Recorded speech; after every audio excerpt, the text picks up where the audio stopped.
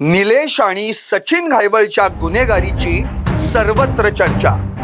निलेश घायवळ पळाला स्वित्झर्लंडला, तर सचिन घायवळ गायब. पुण्यात दहशत माजवणारा घायवळ नेमका कोणत्या गावचा? घायवळांचं गावातील आलिशान घर नेमकं आहे तरी कसं? घायवळ बंधूंची पुण्यात भाईगिरी, तर गावात नेतेगिरी. गावकऱ्यांचं काय आहे म्हणणं?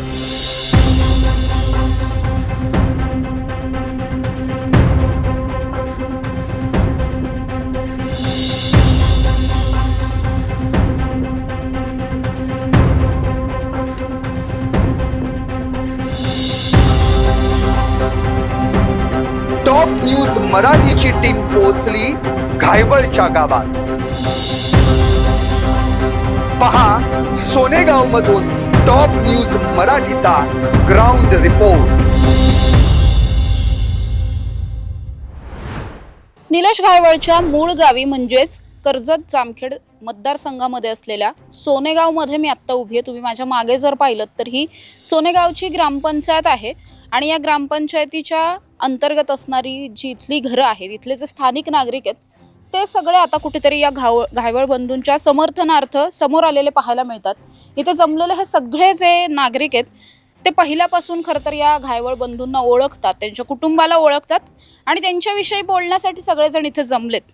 नेमकं त्यांना या घायवळ बंधूंविषयी किंवा त्यांच्याबद्दल जे काही बोललं जात आहे त्यांच्याविषयी, त्याच्याविषयी काय वाटतंय हे त्यांच्याकडून जाणून घेणार आहोत. काय सांगाल, तुमचं नाव काय आणि तुमचा घायवळ कुटुंबाशी संपर्क किंवा त्यांच्याशी संबंध किती वर्षांपासून? मी पद्माकर मोहन बिरंगळ, माजी सरपंच सोनेगाव. तर जी गेली 15-20 दिवस निलेश भाऊ घायवळ आणि सचिन सर घायवळ यांची जी बातमी चालू आहे महाराष्ट्र राज्यात, तर ही राजकीय आकर्षापोटी चालवला हा कार्यक्रम आहे की समजा विरोधकांना जर ह्यांचं यश पचत नसेल तर त्यांच्यावर काहीतरी कुरगोडी करून त्यांना जर जेरबंद केलं तर मग आपला विजय निश्चित होईल. ह्या अनुषंगाने समजा येणाऱ्या भविष्यात 2-3 महिन्यानंतर जिल्हा परिषदेच्या पंचायत समितीच्या निवडणुका ग्रामपंचायतीच्या हो घातलेल्या आहेत. मग त्यांचा विरोधकांचा पराभव हा निश्चित दिसतोय. मग ह्यांचं जे वर्चस्व चालू आहे जनतेच्या मनातलं, तर ते कुठंतरी बंद केलं तर त्या माध्यमातून आपला विजय निश्चित होईल. म्हणून ह्यांना जेरबंद केलं जाते. ह्याच्यात दुसरं काही कारण नाही. हे दोषी नाहीत. ह्यांच्यापासून गावाला, तालुक्याला, जिल्ह्याला कुठल्याला त्रास नाही, पण निवळ राजकारण केलं जाते. मग त्यांच्याकडे असताना जर काही नाही होत विरोधकांकडं आणि मग समोरच्याकडे गेले की हे दोषी, स्वतःकडे असला की बाबू लोकांकडे असला कार्ट, अशा भूमिकेनुसार त्यांचा राजकीय आरोप आहे. नाही, मग घायवळ बंधूंचा यूज अँड थ्रोच का वापर सगळ्या नेत्यांना हवेसे वाटते आणि संकटात आले की सगळ्यांनी हात वर करायचे आणि विरोधकांनी त्रास द्यायचा. हीच रणनीती चालून राज्यात आता सध्या. विरोधक म्हणतात हे गुंड आहेत. गुंड असल्यानंतर समजा त्यांच्या अहिल्यानगर आहे, बीड आहे आणि धाराशिव आहे, ह्या 3 जिल्ह्यात त्यांच्या साधी चॅप्टर केस सुद्धा नाही. मग चॅप्टर केस सुद्धा नाही, त्यांना गुंड कशाने म्हणायचं? साधी भावाभावाची भांडणं लागली तर चॅप्टर केस करायला माणूस पोलीस स्टेशनला जातो. त्यांच्यावर एकही गुन्हा नाही ना 3 जिल्ह्यात, 3ही जिल्ह्यात नाही. नक्कीच आत्ताचं जे खरं तर या सगळेच जमलेले हे सगळे नागरिक आहेत, खूप अनेक वर्षांपासूनच या सगळ्यांचे संबंध आहेत या घायवळ बंधूंची. काय सांगाल, काय वाटतं तुम्हाला? जसं ते म्हटले की जाणून बुजून या सगळ्यामध्ये गोवलं जात आहे, त्यांचा या सगळ्या गुन्ह्याशी काहीही संबंध नाही असं म्हणणं आहे. तुम्हालाही तसंच वाटतं? हॅलो, मी दादासाहेब शिवमूर्ती गायवळ, भाऊंच्या घरातलाच माणूस. आता घरातला माणूस असल्यामुळे लोक काय म्हणते, ह्या घरातला माणूस काही बी म्हणू शकतो, अजिबात काही म्हणू शकत नाही. हे काय, ह्या लोकांना काय झाले आणि काय नाही लोकांना कळणार. आता हे पूरग्रस्त काय झालं, हे रोहित दादांनी दुसरंच काही उठवलं का? मग उठवायचं, अहो लोकांसाठी मदत करा ही टाकून दिलं. 2 तालुक्यात भाऊनी जर काय केलं असलं तर ती काढायची, ती दिलं टाकून आणि दुसरंच काही कारणं जोडतात का? मग जोडायची. पूरग्रस्त लोकांची किती फजिती झाली, काय झाली, ह्यांच्या संदर्भात बोलायचं मी. ती दिलं टाकून आणि भाऊ कुठे गेला आणि ही कुठे गेला आणि ती कुठं, असं म्हणून नाही. त्यासाठी चांगलं ही करावा आणि भाऊवर कटलीही अलगड आणू नये आणि काहीच करू नये. अलगड आली तर तुम्ही शोधा की, एवढं माझं म्हणणं आहे. तुम्ही सध्या या गावचे सरपंच आहात. काय वाटतं तुम्हाला, जे काही आरोप केले जात आहेत या आरोपांमध्ये खरंच तथ्य आहे असं तुम्हाला वाटतं? अजिबात तथ्य नाही. घटना घडली 18 तारखेला आणि भाऊ 9 तारखेला लंडनला निघून गेले. ह्याच्यामध्ये काही तथ्य नाही. किंवा आता पुण्यामध्ये जर आपण पाहायला गेलं तर या निलेश घायवळ टोळी चालवली जाते तिथं. म्हणजे निलेश घायवळ टोळीच्या अंतर्गत त्यांच्यावरती 25 पेक्षा जास्त गंभीर स्वरूपाचे गुन्हे आहेत. गावच्या या संपूर्ण एरियामध्ये तसं काही गुन्हेगारीचं त्यांनी कधी केलं? अजिबात आमच्या गावामध्ये भाऊंनी कोणालाही त्रास दिलेला नाही. उलट त्यांनी मोठं असं काम केलंय, पाणी वाटप केलंय, जामखेडमध्ये भरपूर प्रमाणात हे केलंय, सत्कार्य चांगले केलंय त्यांनी. आणि प्रत्येक भांडणं कोणाचे असेल तर भाऊ भांडणं बसून मिटवतात. 11 ग्रामपंचायत भाऊंनी बिनविरोध केले तालुक्यामध्ये पहिले. पण आता जे काही या सगळ्यामध्ये म्हटलं जात आहे की आता जे सचिन घायवळे त्यांच्यावरती सुद्धा मकोक्याची कारवाई होणार आहे. निलेश घायवळावरती तर आधीपासूनच मकोक्याची कारवाई अनेकदा झाली, आता सुद्धा तशा पद्धतीची कारवाई होणार आहे.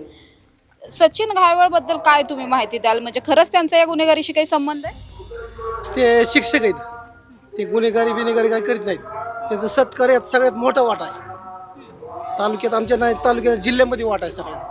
सगळे जेवढे मोठे मोठे कार्यक्रम असतील तिथं असतील ते सरांचा मोठा वाटा आहे तिथं. पाणी पुरवठा असेल, सप्त्याचे कार्य असतील, कुठलं काय असेल, भाऊभावाची भांडणं असतील, सगळ्यात मोठं सहकार्य त्यांचं आहे सचिन सरांचं.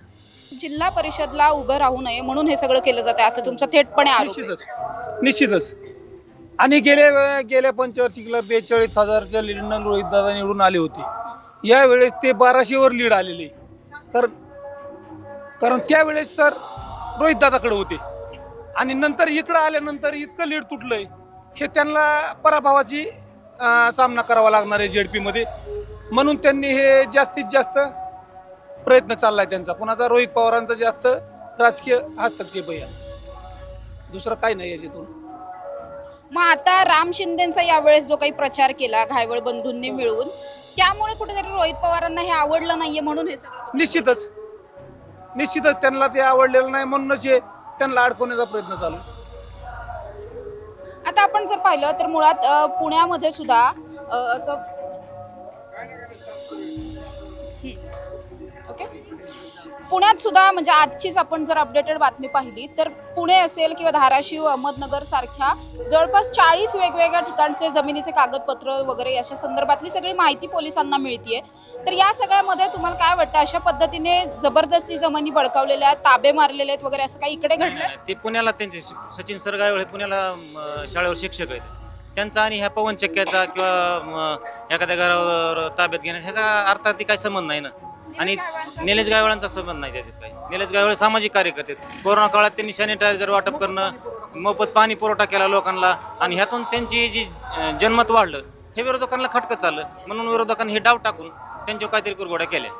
आजी, तुमच्या गावातले लोक असं म्हणतात की त्यांनी कोरोनाच्या काळात बरीच मदत वगैरे केली आहे. काय नेमकं मदत केली होती कोरोनामध्ये? आम्ही गोरगरीब आहेत, आम्ही मातंग समाजाची माणसं आहेत. आमची गावाची छत्री आहे ती अगर पगड जातीची छत्री आहे. कुणी काही म्हणेन तसला माणूसच नाही आमचा. हा गायवळ माणूस नाही, आमची छत्री आहे गावाची ती. कुणी काही म्हणाल ते करणारा माणूस नाही तो. हा त्यांचे लेकरं बाळ बायका पोरा सर समज आम्हाला सणासुदीला आमच्यात ते आमच्यात आहेत, आम्ही त्यांच्यात ते आमच्यात. काय ते गावात काय म्हणतात त्यांना? लाडाने काही हाक मारतात वेगळा? भाऊच म्हणतात, भाऊच म्हणतात. हा भाऊच म्हणतात सगळे. आमचा सगळ्याचा भाऊच आहे, लहान थोरांचे भाऊ लहान थोरांचा भाऊ येते आमचा. मग लोक काय इतकं त्यांच्याबद्दल असं म्हणत असतील? म्हणजे पुण्यामध्ये जर पाहिलं तर त्यांच्यावर जवळपास 24 पेक्षा जास्त गुन्हे दाखल आहेत त्यांच्यावरती. मग काय हे? राजकारणमुळं राजकारण कुठल्या बी गोष्टीत राजकारण बिघडवतं.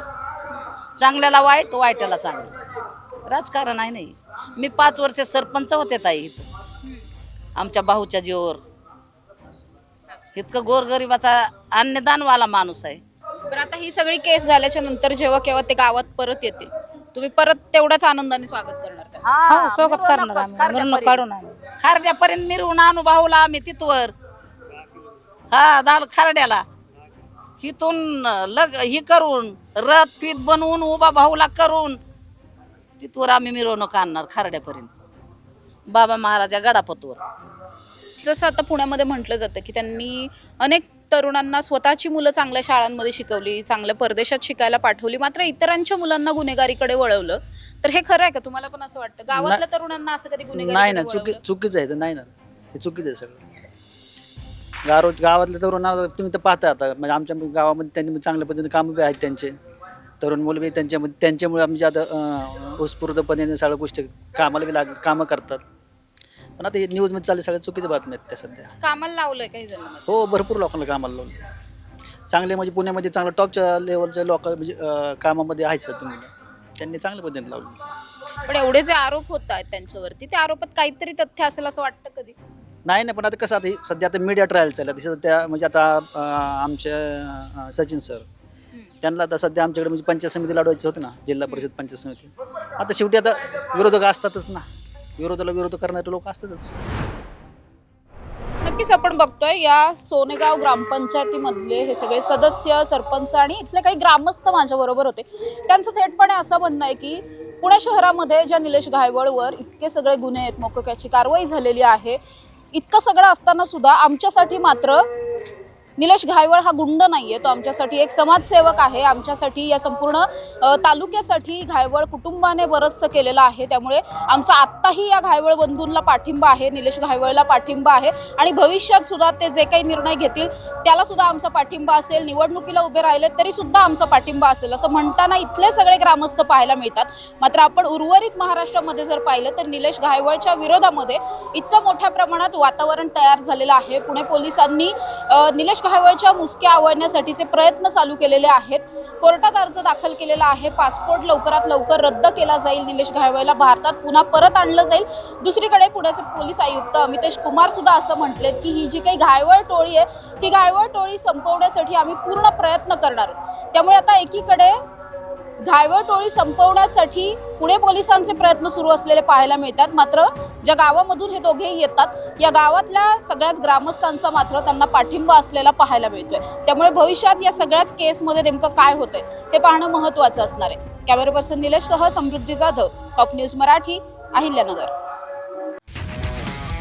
तुमची car, electric panel, data server आगीपासून सुरक्षित आहे का? नाही? मग आजच बसवा F protect temperature activated fire suppression device. यामध्ये आहे eco friendly non toxic pressurised liquid, जे आग लागल्यास क्षणार्धात ॲक्टिवेट होऊन आगीवरती मिळवते नियंत्रण. बसवण्यास अतिशय सोपे आणि सुटसुटीत टेकालिपचे एक दर्जेदार उत्पादन एफ प्रोटेक्ट.